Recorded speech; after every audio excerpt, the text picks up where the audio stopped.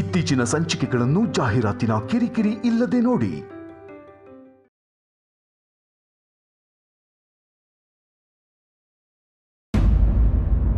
ಓ ಶಪ್ಪ, ಸತ್ಯ ನನ್ನ ಅದೃಷ್ಟ ಚೆನ್ನಾಗಿತ್ತು, ಬಚಾವಾಗ್ಬಿಟ್ಟೆ. ಸರು, you're a lucky girl. Keep it up. Yes. ಸರು ಒಂದು ನಿಮಿಷ. ಮಾಡಬಾರ್ದು ಇಷ್ಟು ಖುಷಿಯಾಗಿದ್ದೀರಲ್ಲ, ನಾಚಿಕೆ ಆಗಲ್ಲ? ಅಯ್ಯೋ, ಸಡನ್ ಆಗಿ ಕರೆದ್ಬಿಟ್ಟು ಹೀಗೆ ರೇಗಾಡ್ತಿದ್ದೀರಲ್ಲ, ನಾನೇನು ಮಾಡಿದೆ ನಿಮಗೆ? ಅಂತರಮ್ಮನ ಮಾತ್ರ ಎಕ್ಸ್ಚೇಂಜ್ ಮಾಡಕ್ ಹೋಗಿ ಏನು ಪ್ರೂವ್ ಮಾಡಬೇಕು ಅಂತ ಹೊಟ್ಟಿದ್ದೀರಾ ನೀವು? ಅಯ್ಯೋ, ನೀವು ಒಳ್ಳೆ, ನಾನೇನೋ ಆಗ್ಬಾರ್ದಾಗೋಯ್ತು ಅನ್ಕೊಂಡೆ.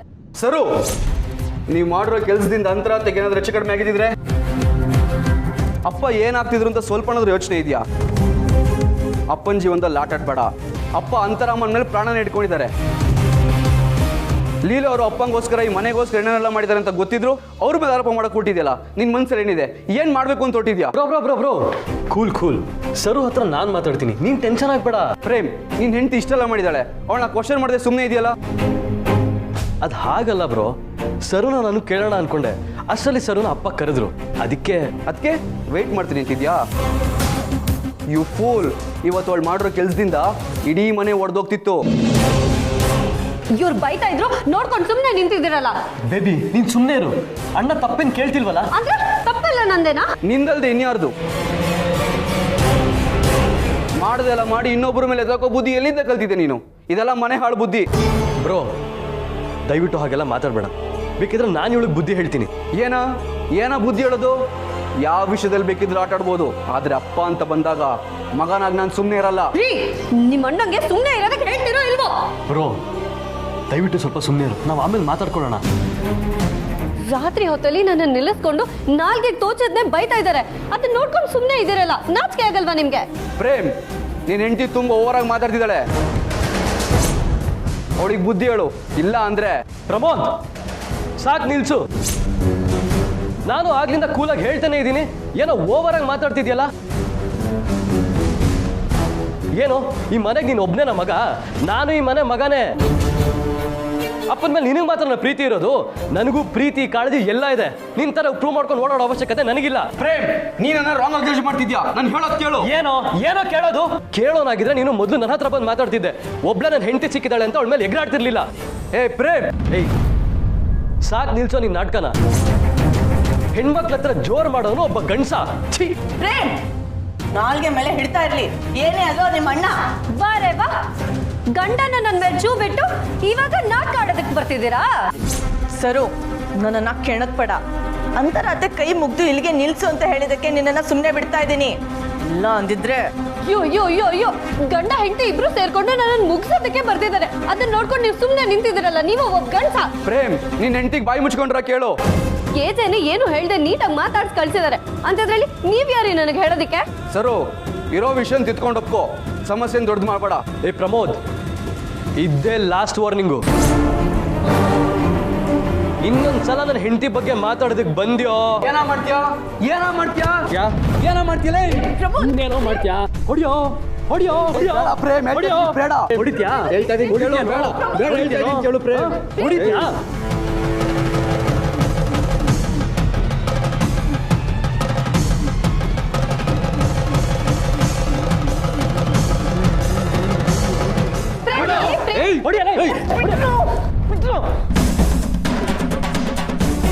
ನಿಮ್ಮಪ್ಪ ಮನೇಲೇ ಇದ್ದಾನೆ,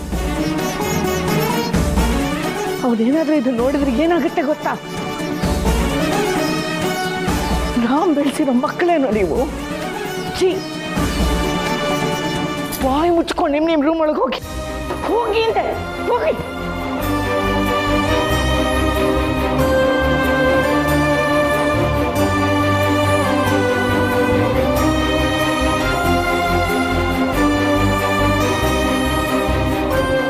ಭಗವಂತ,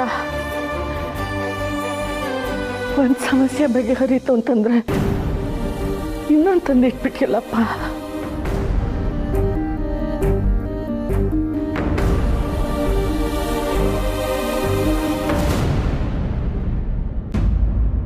ಎಲ್ಲರ ಹತ್ರ ಅಷ್ಟು ಚೆನ್ನಾಗಿ ಬಿಹೇವ್ ಮಾಡುವಂಥ ದುರ್ಗಾ ಸರು ನಿನ್ನ ಹತ್ರ ಯಾಕೆ ಆ ಥರ ಆಡ್ತಾರೆ? ಅಕ್ಕ ಸುಮ್ಮನೆ ತಮಾಷೆಗೆ. ಲೀಲಾ, ನಾನು ಸೀರಿಯಸ್ ಆಗಿ ಕೇಳ್ತಾ ಇದ್ದೀನಿ, ಹೇಳು. ಹೇಳಕ್ಕೇನೂ ಇಲ್ಲ ಅಕ್ಕ. ಮೊದಲು ಯಾವತ್ತೂ ಈ ಥರ ಮಾಡಿರಲಿಲ್ಲ, ಇವತ್ತು ಮಾಡಿದಾರಷ್ಟೇ. ನಾನು ಅದನ್ನು ನಂಬ್ತೀನಿ ಅಂತ ನಿನ್ಗನ್ಸುತ್ತಾ? ನೋಡಲಿಲ್ಲ, ಅವ್ರ ಬಿಹೇವಿಯರ್ ನೋಡ್ತಾ ಇದ್ರೆ ಅವ್ರಿಗೆ ನಿನ್ನ ಮೇಲೆ ಏನೋ ದ್ವೇಷ ಅನಿಸುತ್ತೆ. ನಿಜ ಹೇಳೋಲಿಲ್ಲ, ಅವ್ರಿಗೂ ನಿನಗೂ ಏನು ಸಮಸ್ಯೆ ಇದೆ? ಅಕ್ಕ ಟೈಮ್ ಆಗ್ತಿದೆ, ನೀವು ಮಲ್ಕೊಳ್ಳಿ. ನನ್ನ ಪ್ರಶ್ನೆಗೆ ನೀನು ಉತ್ತರ ಕೊಡಲೇಬೇಕು. ಮನೆ ಅಂದಮೇಲೆ ಈ ಥರ ಪ್ರಾಬ್ಲಮ್ಸ್ ಎಲ್ಲ ಕಾಮನ್. ಒಬ್ಬರು ಕಂಡ್ರೆ ಒಬ್ಬರು ಆಗದೆ ಇರೋದು ಸಹಜನೇ. ಆದರೆ ಅದು ಸಂಬಂಧಗಳಲ್ಲಿ ಮಾತ್ರ. ನೀನು ಹೇಳಿರೋ ಪ್ರಕಾರ ನಿನಗೂ ಈ ಮನೆಗೂ ಸಂಬಂಧ ಇಲ್ಲ, ನಾನು ಈ ಮನೆಯವಳೇ ಅಲ್ಲ ಅಂತ. ಹಾಗಿದ್ದಾಗ ದುರ್ಗಾ ಯಾಕೆ ನಿನ್ನ ಕಂಡ್ರೆ ಹಾಗಾಡ್ತಾಳೆ? ಅಕ್ಕ ಅದು ನಂಗೆ ಗೊತ್ತಿಲ್ಲ, ಹೋಗ್ಲಿ ಬಿಡಿ, ನೀವು ಆರಾಮಾಗಿ ಮಲ್ಕೊಳ್ಳಿ. ಕೂತ್ಕೋ. ನನಗಿವತ್ತು ಗೊತ್ತಾಗಲೇಬೇಕು. ಹೇಳು, ನಿನಗೂ ಈ ಮನೆಗೂ ಏನು ಸಂಬಂಧ?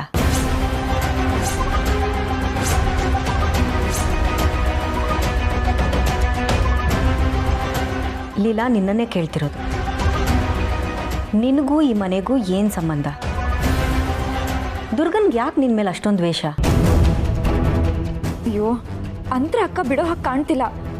ಅಕಸ್ಮಾತ್ ನನಗೂ ಈ ಮನೆಗೂ ಇರೋ ಸಂಬಂಧ ಗೊತ್ತಾಗ್ಬಿಟ್ರೆ ಏನು ಮಾಡೋದು? ನಿಜ ಹೇಳು ಲೀಲಾ, ನನ್ನಿಂದ ನೀನೇನೋ ಮುಚ್ಚಿಡ್ತಿದ್ಯಾ. ನೀನು ಈ ಮನೆಗೆ ಏನಾಗಬೇಕು? ದುರ್ಗಾ ಯಾಕೆ ನಿನ್ನನ್ನು ಕಂಡ್ರೆ ಕೆಂಡ ಕಾರ್ತಾಳೆ? ಹೆಣ್ಮಕ್ಳ ಮೇಲೆ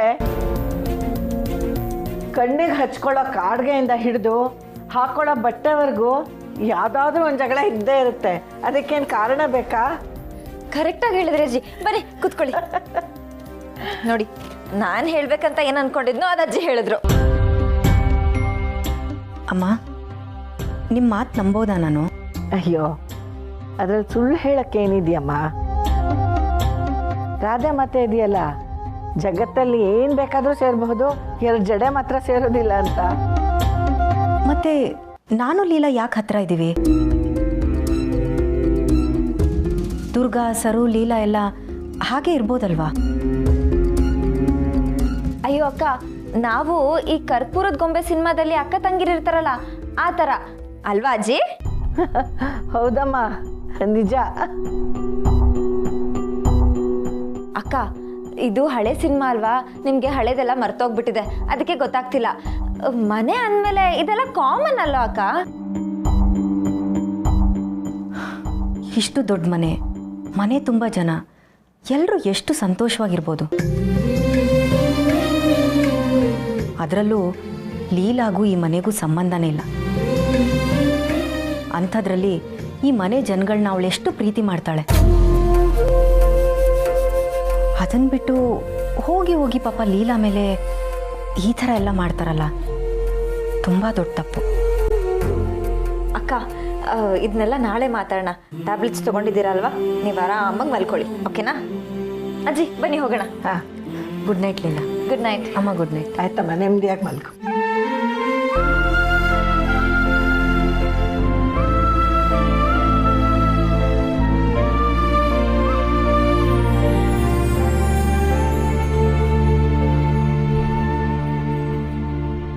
ಅಜ್ಜಿ, ನೀವು ಸರಿಯಾದ ಟೈಮಿಗೆ ಬಂದು ನನ್ನ ಕಾಪಾಡಿಬಿಟ್ರಿ.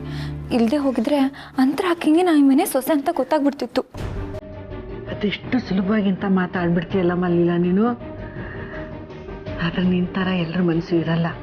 ಅಂತರ ಹಾಗೆ ಪ್ರಶ್ನೆ ಕೇಳಿದಾಗ ನೀವು ಉತ್ತರ ಕೊಡೋಕ್ಕಾಗದೆ ಒದ್ದಾಡ್ತಿದೆಯಲ್ಲ, ಅದಕ್ಕೆ ನಾನು ನಿನಗೆ ಜೊತೆಯಾಗಿ ನಿಲ್ಲಕ್ಕೆ ಬಂದೆ. ನೋಡೋಣ, ಈ ಕಷ್ಟ ನೋಡಾದರೂ ಆ ದೇವರು ಈ ಮನೆಗೆ ಎಲ್ಲರೂ ಒಪ್ಪೋ ಅಂತ ಉತ್ತರ ಕೊಡ್ತಾನೋ ಅಂತ.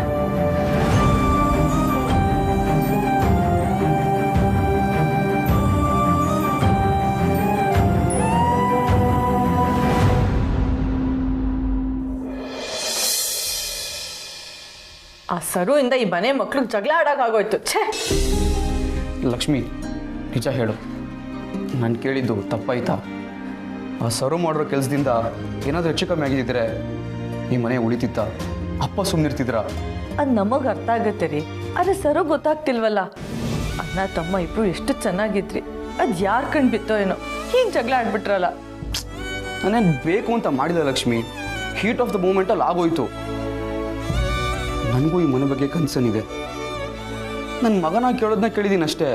ಅದಕ್ಕೇ ವಿಷಯ ದೊಡ್ಡದು ಮಾಡಿ ಜಗಳ ಮಾಡಿ ದವನು ಅವ್ನು ಹೆಂಡ್ತಿ. ಪ್ರೇಮು ಚಿಕ್ಕವನು, ನೀವಾದ್ರೂ ಸುಮ್ಮನಿರ್ಬೋದಿತ್ತು. ಚಿಕ್ಕವರು ಒಂದು ಮಾತು ಹೆಚ್ಚಿಗೆ ಅಂದ್ರು ದೊಡ್ಡವರಾಗಿ ನೀವು ಕ್ಷಮಿಸ್ಬೋದಿತ್ತು. ಅಣ್ಣ ಅಂತೆ ಅಣ್ಣ, ಸೀಮೆ ಸುಣ್ಣ. ನೀವು ಸೀಮೆ ಗೆಲ್ದಾರ ತಮ್ಮ. ಯಾವನಾದ್ರೂ ತಮ್ಮನ ಹೆಂಡತಿಗೆ ಬಾಯ್ಗೆ ಬಂದಂಗೆಲ್ಲ ಬೈತಾನ? ಅಯ್ಯೋ ಹೋಗ್ಲಿ ಬಿಡು ಬೇಬಿ, ಹಾಗೆಲ್ಲ ಆಡಬಾರ್ದಿತ್ತು ಅಂತ ನಂಗೆ ಈಗ ಅನಿಸ್ತಿದೆ. ನೀನ್ ನೋಡಿದ್ರೆ ಉರಿಯೋ ಬೆಂಕಿಗೆ ತುಪ್ಪ ಸುರಿತಿದ್ಯಲ್ಲ. ಮಾತಾಡ್ಬೇಡಿ ನೀವು. ನಿಮ್ ಕಣ್ಮುಂದೆನೆ ನಿಮ್ಮ ಅಣ್ಣ ನನಗೆ ಬಾಯಿಗೆ ಬಂದಾಗ ಬೈತಾ ಇದ್ರೆ ಸುಮ್ಮನೆ ನಿಂತ್ಕೊಂಡಿದ್ರಲ್ಲ, ನಾಚಿಕೆ ಆಗಲ್ವಾ ನಿಮ್ಗೆ? ನನಗೆ ಗೊತ್ತು, ನಿಮ್ಗೆ ನನ್ಗಿಂತ ನಿಮ್ಮ ಅಣ್ಣನೇ ಮುಖ್ಯ. ಅದು ಹಾಗಲ್ಲ ಬೇಬಿ. ಹಾಗೋ ಅಲ್ಲ ಹೀಗೋ ಅಲ್ಲ, ನೀವು ಮಾಡಿದ್ದು ತಪ್ಪು. ಅಣ್ಣ ತಮ್ಮ ಅಂದ್ರೆ ರಾಮ ಲಕ್ಷ್ಮಣ ಥರ ಇರಬೇಕು. ನೀವು ಹಾಗೆ ಇದ್ರಿ ಕೂಡ, ಆದರೆ ಇವತ್ತು ಮಾಡಿದ್ದು ತುಂಬಾನೇ ದೊಡ್ಡ ತಪ್ಪು. ನೀವೇನು ಮಾಡ್ತಿರೋ ಏನೋ, ನೀವು ಪ್ರೇಮು ಒಂದಾಗಬೇಕು ಅಷ್ಟೇ. ಅದೇನಾದ್ರೂ ಆಗ್ಲಿ, ನೀವೇನಾದ್ರೂ ನಿಮ್ಮ ಅಣ್ಣನ ಹತ್ರ ಮತ್ತೆ ಮಾತಾಡೋದಕ್ಕೆ ಹೋದ್ರೆ ನಾನು ಭದ್ರಕಾಳಿ ಆಗ್ಬೇಕಾಗತ್ತೆ. ಹುಷಾರ್. ಬೇಬಿ ಯಾಕೆ ಈ ತರ ಬುದ್ಧಿ ಕಲಿತಿದ್ಯಾ? ಇದೆಲ್ಲ ಲೀಲಾತೆ ಹೇಳ್ಕೊಟ್ಟಿರೋ ಪಾಠ ರೀ. ನಾವಿಷ್ಟೇ ನೋವಲ್ಲಿದ್ರು ಕ್ಷಮಿಸ್ಬೇಕಂತೆ. ಅದರಿಂದ ಕಳ್ಕೊಳ್ಳೋದು ಏನೂ ಇಲ್ಲ. ಆದರೆ ಕಳ್ದೋಗಿದ್ದು ಮತ್ತೆ ವಾಪಸ್ ಸಿಗತ್ತಂತೆ. ಬೇಬಿ ಪ್ಲೀಸ್, ಅದನ್ನ ಅಲ್ಲಿಗೆ ಬಿಟ್ಬಿಡ್ಬೇಕು ಕಣೆ. ಅಂದ್ರೆ ಓ, ನೀವು ಹಲ್ಕಿಸ್ಕೊಂಡು ಅಣ್ಣ ಅಂತ ಹೋಗೋದಕ್ಕೆ ಕಾಯ್ತಾ ಇದ್ದೀರಾ ಅಲ್ವಾ? ನೀವೇನಾದ್ರೂ ಕಾಂಪ್ರಮೈಸ್ ಆಗಿದ್ ನನಗೆ ಗೊತ್ತಾದ್ರೆ ನಿಮಗೆ ಏನ್ ಮಾಡ್ತೀನಿ ಅಂತ ನಾನು ಹೇಳೋದಿಲ್ಲ, ಮಾಡಿ ತೋರಿಸ್ತೀನಿ. ನೆನ್ಪಿರ್ಲಿ. ಆಯ್ತಮ್ಮ, ಹೋಗಲ್ಲ ಸರಿನಾ? ಎಲ್ಲ ನನ್ನ ಕರ್ಮ. ಅವ್ನು ತಪ್ಪು ಮಾಡಿದನು ಲಕ್ಷ್ಮಿ, ಅವ್ನು ತಪ್ಪು ಅವನಿಗೆ ಗೊತ್ತಾಗಬೇಕು. ಅಲ್ಲಿವರೆಗೂ ಕಾಯ್ತೀನಿ. ಸರಿ, ನಾನು ಕಾಯ್ತೀನಿ. ಆದರೆ ಈ ವಿಚಾರ ಏಜೆಂಟ್ ಮಾತ್ರ ಗೊತ್ತಾಗಬಾರ್ದು ಅಷ್ಟೇ.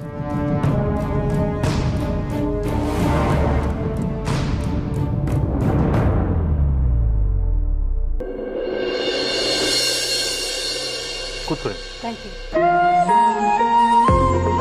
Sir, I am a certified meditation and mental health instructor. ನಮ್ಮ ಯೋಗ ಸೆಂಟರಿಗೆ ಬರುವಂತಹ ಯಾವುದೇ ಪೇಷಂಟ್ಗಳಿಗೆ ಯಾವುದೇ ಕೆಮಿಕಲ್ಸ್ ಇಲ್ಲದೆ, ಯಾವುದೇ ಮೆಡಿಸಿನ್ಸ್ ಇಲ್ಲದೆ 100% ಯೋಗ ಮತ್ತು ಮೆಡಿಟೇಷನ್ ಮೂಲಕ ಅವರ ರೋಗವನ್ನು ವಾಸಿ ಮಾಡ್ತೀವಿ sir. Wow, sounds really great. ನೀವು ಕರೆಸಿರೋದು ಅದಕ್ಕೆ? ಸರ್, ಯೂಶಲಿ ನಮ್ಮ ಮೆಡಿಟೇಷನ್ ಸೆಂಟರಲ್ಲೇ ನಾವು ಟ್ರೀಟ್ಮೆಂಟ್ ಕೊಡೋದು. ಆದರೆ ನಿಮಗೋಸ್ಕರ ನಮ್ಮ ಚೇರ್ಮನ್ನು ನನ್ನನ್ನು ಫಸ್ಟ್ ಟೈಮ್ ಇಲ್ಲಿ ಕಳಿಸ್ಕೊಟ್ಟಿದ್ದಾರೆ. So nice of him. ಅಂದರೆ ಈಗಿನ ಸಿಚುವೇಷನ್ನಲ್ಲಿ ನಿಮ್ಮ ಕ್ಯಾಂಪಿಗೆ ಬಂದು ಟ್ರೀಟ್ಮೆಂಟ್ ತೊಗೊಳ್ಳೋ ಪರಿಸ್ಥಿತಿ ಇದೆ. ಮನೆಗೆ ಬಂದರೆ ಚೆನ್ನಾಗಿರುತ್ತೆ ಅಂತ ನಿಮ್ಮ ಚೇರ್ಮನ್ ಹತ್ರ ನೀವು ಬಂದಿದ್ದೀವಿ. ಏನೋ ಎಲ್ಲ ಸರಿ ಹೋಗ್ಬಿಟ್ರೆ ಅಷ್ಟೇ ಸರ್. ನೀವೇನು ಯೋಚನೆ ಮಾಡಬೇಡಿ. ಟೆಕ್ನಾಲಜಿ ಎಷ್ಟೇ ಮುಂದುವರೆದಿದ್ರೂ ಕೆಲವೊಂದು ವಿಷಯಗಳನ್ನು ಕ್ರ್ಯಾಕ್ ಮಾಡೋಕ್ಕಾಗಲ್ಲ ಸರ್. ಮೆಡಿಟೇಷನಲ್ಲಿ ಇರುವಂಥ ಪವರು ಎಲ್ಲೂ ಇಲ್ಲ ಸರ್. ಸರ್, ಆ ಕಾಲದಲ್ಲಿ ಧ್ಯಾನ ಮೆಡಿಟೇಷನ್ ಮಾಡಿದರೆ ದೇವರೇ ಬರ್ತಾ ಇದ್ದಂತೆ. ಇನ್ನು ನೆನಪು ಬರಲ್ವಾ ಸರ್? ನನ್ನನ್ನು ನಂಬಿ ಮೆಡಿಟೇಷನ್ ಮತ್ತು ಧ್ಯಾನದ ಮೂಲಕ ಮೇಡಮ್ ಅವರು ಮರೆತಿರುವಂತಹ ಎಲ್ಲ ವಿಚಾರಗಳು ಅವರಿಗೆ ಖಂಡಿತವಾಗಿ ನೆನಪಿಗೆ ಬರುತ್ತೆ sir. I am sure. Chetana ಅವರೇ, ನೀವು ಹೇಳಿದಾಗೆ ನನ್ನ ಅಂತರಂಗೆ ನೆನಪೆಲ್ಲ ವಾಪಸ್ ಬಂದರೆ ಋಣ ನನಗೆ ನೀವು ಜೀವ ಕೊಟ್ಟಷ್ಟೇ ಋಣ ಆದಮೇಲೆ ಇರುತ್ತೆ. ಆ್ಯಂಡ್ ಐ ಪ್ರಾಮಿಸ್, ನಿಮಗೂ ನಿಮ್ಮ ಜೀವನದಲ್ಲಿ ತುಂಬ ದೊಡ್ಡದಾಗೋವಂಥದ್ದು ನಾನು ಮಾಡೇ ಮಾಡ್ತೀನಿ. It's a promise. ಎಲ್ಲ ಮೇಡಮ್ ಅವರ ವಿಲ್ ಪವರ್ ಮೇಲೆ ಡಿಪೆಂಡ್ ಆಗುತ್ತೆ ಸರ್. ನಾನು ಗ್ಯಾರಂಟಿ ಕೊಡ್ತೀನಿ, ಮೇಡಮ್ ಅವ್ರಿಗೆ ಹಳೆಯದೆಲ್ಲ ಖಂಡಿತವಾಗಿ ನೆನಪಿಗೆ ಬಂದೇ ಬರುತ್ತೆ ಸರ್. ಡೋಂಟ್ ವರಿ, ನಾನಿದ್ದೀನಿ. ಕಾಫಿ ತಗೋ. ನಾನು ಕಾಫಿ ಕುಡಿಯಲ್ವಲ್ಲ? ಓ, ಯೋಗ ಮಾಡಿಸೋರು ಕಾಫಿ ಕುಡಿಯಲ್ವಾ? ಮೊದಲೇ ಹೇಳಿದ್ರೆ ಗ್ರೀನ್ ಟೀ ಮಾಡ್ಕೊಂಡು ಬರ್ತಿದ್ದೆ. It's okay. ಗೆಸ್ಟ್ ರೂಮ್ ಯಾವ ಕಡೆ ಇದೆ? ಲೆಫ್ಟ್ ಹೋಗಿ ಫಸ್ಟ್ ರೂಮೇ guest room. Okay, thank you. Thank you sir. ಇಲ್ಲ, ಹೋಗಿ ಅಂತ ಕರ್ಕೊಂಬ. ಏನು ಹೇಳ್ತಿದ್ದೀರಾ ನೀವು? ಅಷ್ಟು ಗೊತ್ತಾಗಲ್ವಾ ನಿಮಗೆ? ಏಕೆ ಮೆಡಿಟೇಷನ್ ಮಾಡಿಸ್ಬಾರ್ದಾ? ಅಯ್ಯೋ ದೇವ್ರೆ, ಬರ್ತಾ ಬರ್ತಾ ಪೆದ್ದು ಥರ ಆಗಬಾರ್ದು. ನಾನು ಅಂತರ ಅಕ್ಕನ ಕರ್ಕೊಂಡು ಬಂದರೆ ಒಂದು ಹುಡುಗಿ ಇನ್ನೊಂದು ಹುಡುಗಿನ ಕರ್ಕೊಂಡು ಬಂದಂಗೆ ಆಗುತ್ತೆ. ಅದೇ ನೀವು ಅಂತರ ಅಕ್ಕನ ಕರ್ಕೊಂಡು ಬಂದರೆ ಅವ್ರ ರೂಮಿಗೆ ಹೋಗ್ತೀರಾ, ಆಗ ಅಂತರ ಅಕ್ಕ ಡೋರ್ ಓಪನ್ ಮಾಡ್ತಾರೆ. ಆಮೇಲೆ ಅವರು ನೀವಾ ಒಳಗೆ ಬನ್ನಿ ಅಂತ ಹೇಳ್ತಾರೆ. ನಾ ಒಳಗೆ ಹೋಗ್ತೀನಿ, ಆಮೇಲೆ ಅಯ್ಯೋ ಇಲ್ಲ, ನೀವು ಹೊರಗಡೆನೆ ಕಾಯ್ಬೇಕು, ಮೆಡಿಟೇಷನ್ ಮಾಡಬೇಕು, ಪ್ಲೀಸ್ ಬನ್ನಿ ಅಂತ ನೀವು ಹೇಳಬೇಕು. ವಾ ಹಾಂ, ಆಮೇಲೆ ಆಗ ಅಂತರ ಅಕ್ಕ ನಾನು ರೆಡಿ ಆಗ್ಬಿಟ್ಟು ಬರ್ತೀನಿ, ನೀವು ಅಲ್ಲೇ ಕೂತಿರಿ ಅಂತ ಹೇಳ್ತಾರೆ. ಹಾಂ, ಆಗ ನಾನು ಇಲ್ಲ ಮೆಡಿಟೇಷನ್ ತುಂಬ ಇಂಪಾರ್ಟೆಂಟು, ನೀನು ಹೋಗಲೇಬೇಕು ಅಂತ ಫೋರ್ಸ್ ಮಾಡ್ತೀನಿ. ಮತ್ತೆ ತಪ್ಪು ಉತ್ತರ ಕೊಡ್ತಾ ಇದ್ದೀರಾ. ನಾನು ಹೇಳೋದನ್ನ ಕೇಳಿ, ನೀವು ಒಳಗಡೆ ಹೋಗಿ ಕೂರ್ತೀರಾ. ಕರೆಕ್ಟ್. ನೀವು ಒಬ್ರಿಗೊಬ್ರನ್ನ ನೋಡ್ತೀರಾ, ಲುಕ್ ಎಕ್ಸ್ಚೇಂಜ್ ಆಗುತ್ತೆ, ನೀವು ಅವ್ರನ್ನೇ ನೋಡ್ತಾ ಕಳೆದು ಹೋಗ್ತೀರಾ, ಅವರು ಅಷ್ಟೇ ನಿಮ್ಮನ್ನೇ ನೋಡ್ತಿರ್ತಾರೆ. ಆಮೇಲೆ ಅವ್ರ ಕೈ ಹಿಡ್ಕೊಂಡು ಮೆಡಿಟೇಷನ್ ಮಾಡಕ್ ಬನ್ನಿ ಅಂತ ಕರ್ಕೊಂಡು ಬರ್ತೀರಾ. ಇಷ್ಟಕ್ಕೆ ಮುಗೀತಾ? ಇಲ್ಲ, ಇಷ್ಟಕ್ಕೆ ಮುಗ್ದಿಲ್ಲ. ನೀವಿಬ್ರು ಒಂದು ಬ್ಯೂಟಿಫುಲ್ ಆಗಿರೋ ವಾಕ್ ಮಾಡ್ತೀರಾ. ನೀವಿಬ್ರು ವಾಕ್ ಮಾಡ್ತಾ ಬರುವಾಗ ಅಂತರ ಅಕ್ಕಂಗೆ ನೀವು ಸಪ್ತಪದಿ ತುಳಿದಿದ್ದು ಫೀಲ್ ಆಗಿ ಎಲ್ಲ ನೆನಪಾಗ್ಬಿಟ್ರೆ? Leela, I think you are wasting time. ನಾನು ಇಮಿಡಿಯೇಟಾಗಿ ಹೋಗಿ ಅಂತರನ್ನ ಕರ್ಕೊಂಡ್ಬರ್ತೀನಿ. ಇದು ಜೋಶ್ ಅಂದ್ರೆ ಹೋಗಿ ಬನ್ನಿ. ಒಂದು ನಿಮಿಷ. All the best. Thank you.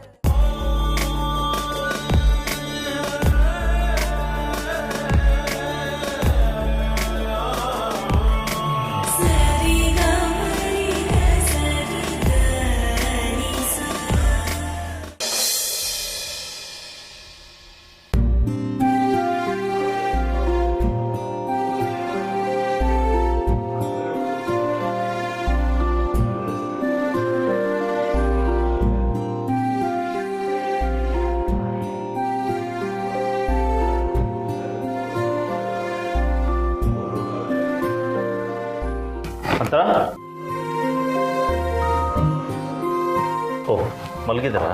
ಹೌದು ಸರ್, ರಾತ್ರಿ ಎಲ್ಲ ಮೇಡಮ್ ನಿದ್ದೆನೇ ಮಾಡಿಲ್ಲ. ಅದೇನೋ ನಿದ್ದೆಗಣ್ಣಲ್ಲಿ ಕನ್ವರಿಸ್ತಿದ್ರು, ಇವಾಗ ಬೆಳಗಿನ ಜಾವ ನಿದ್ದೆ ಬಂದಿದೆ ಅನಿಸುತ್ತೆ. ಕನ್ವರಿಸ್ತಾ ಇದ್ರಾ? ಏನು ಅಂತ ಏನಾರ ನೆನಪಿದೆಯಾ? ನಾನು ಕೇಳಿಸ್ಕೊಳ್ಳೋಕೆ ಪ್ರಯತ್ನ ಪಟ್ಟೆ ಸರ್, ಆದರೆ ಏನೂ ಗೊತ್ತಾಗಲಿಲ್ಲ.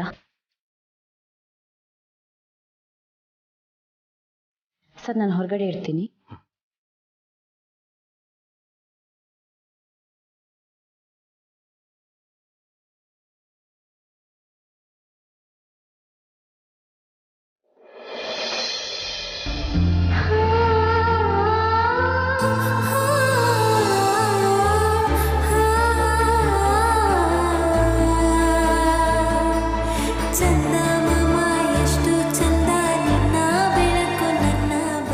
ಮಲಗಿದ್ಯಾ?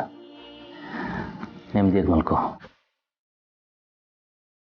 ನಿನಗೆ ಸರಿಯಾಗಿ ನಿದ್ದೆ ಆಗಲಿಲ್ಲ ಅಂದರೆ ಎಷ್ಟೆಲ್ಲ ರೇಗ್ಬಿಡ್ತಿದ್ದೆ, ನೆನಪಿದೆಯಾ? ಅಂದ್ರ ನಿನ್ನ ನೋಡ್ಕೋತಾ ಬೇಕಾದ್ರೆ ವರ್ಷಗಟ್ಟಲೆ ಹೀಗೆ ಕೂತ್ಬಿಡ್ತೀನಿ. ನನಗೆ ಬೋರೇ ಆಗಲ್ಲ, ಯಾಕಂದ್ರೆ ನೀನು ನನ್ನ ಜೀವ. ಅದೇ ನಾನು ಮಲಗಿದ್ರೆ ಬಂದೆಷ್ಟೆಲ್ಲ ತರಲೆ ಮಾಡ್ತಾ ಇದ್ದೆ. ಬಟ್ ನೀನು ಮಲಗಿದಾಗ ಒಂದು ಸೂಜಿನೂ ಬೀಳೋದಕ್ಕೆ ನಾನು ಬಿಡ್ತಾ ಇರಲಿಲ್ಲ. ಇನ್ಫ್ಯಾಕ್ಟ್ ನೀನು ಬಂದು ಯಾಕೆ ಹೀಗೆ ಅಂತ ಪ್ರಶ್ನೆ ಮಾಡಿದ್ದೆ, ನೆನಪಿದೆಯಾ?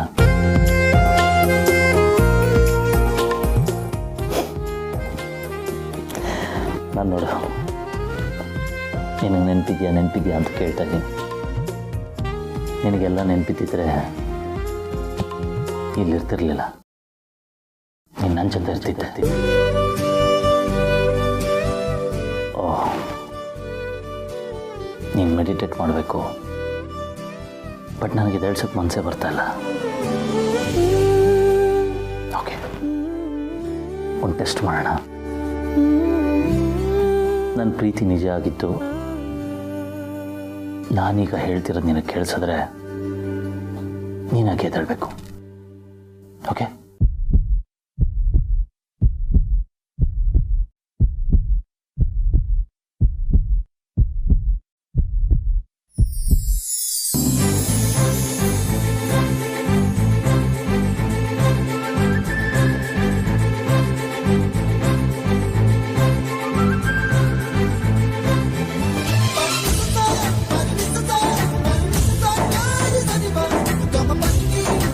Come on,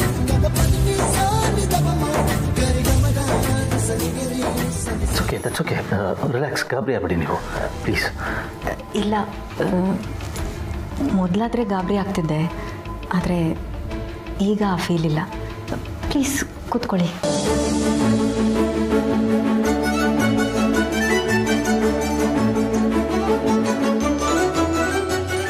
ನೀವು ಇಲ್ಲಿ? ಅದು ನೀವು ಮೆಡಿಟೇಟ್ ಮಾಡಿದ್ರೆ ನೆನಪು ವಾಪಸ್ ಬರುತ್ತೆ ಅಂತ ಡಾಕ್ಟ್ರ್ ಹೇಳಿದರು.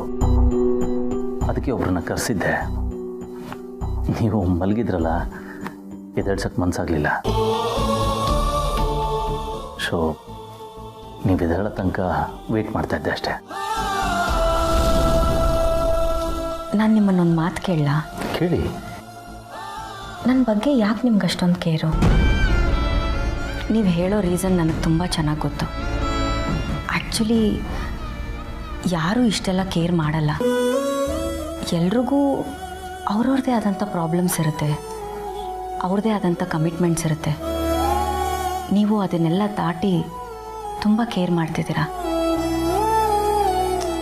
ನಾನು ಈ ಥರ ಎಲ್ಲೂ ನೋಡಲಿಲ್ಲ. ಎಲ್ಲರೂ ಅವ್ರ ಹೆಂಡ್ತಿದಿರನ್ನ ಕೇರ್ ಮಾಡ್ತಾರೆ, ಆದರೆ ನಿಮ್ಮ ಹಾಗೆ ಯಾರೂ ಕೇರ್ ಮಾಡಲ್ಲ ಅನ್ಸುತ್ತೆ. ಹೆಂಡತಿ ಅನ್ನೋದು ಸಂಬಂಧಕ್ಕೊಂದು ಹೆಸರಷ್ಟೇ. ಆ ಸಂಬಂಧ ಉಸಿರಲ್ಲಿ ಬೆರ್ತೋದಾಗ ನಾವೆಷ್ಟೇ ಮಾಡಿದ್ರು ಕಡಿಮೆ ಅನಿಸುತ್ತೆ. 100 ಸಲ ನೋಡಿದ್ರು ಇನ್ನೊಂದು ಸಲ ನೋಡಬೇಕು ಅನಿಸುತ್ತೆ. ಜೊತೆಗೆ ಬದುಕ್ತಾ ಇದ್ರೆ ಒಂದು ಜನ್ಮ ಕಡಿಮೆ ಅನಿಸುತ್ತೆ. ಅಂತ ನಗುನ ಸೆಲೆಬ್ರೇಟ್ ಮಾಡಬೇಕು ಅನಿಸುತ್ತೆ. ಆ್ಯಂಡ್ ಆ ನಗುಗೆ ಯಾವಾಗಲೂ ನಾನೇ ಕಾರಣ ಆಗಬೇಕು ಅನಿಸುತ್ತೆ. ಆ್ಯಂಡ್ ಅವಳನ್ನ ನೋಡ್ತಾನೆ ಇರಬೇಕು ಅನಿಸುತ್ತೆ.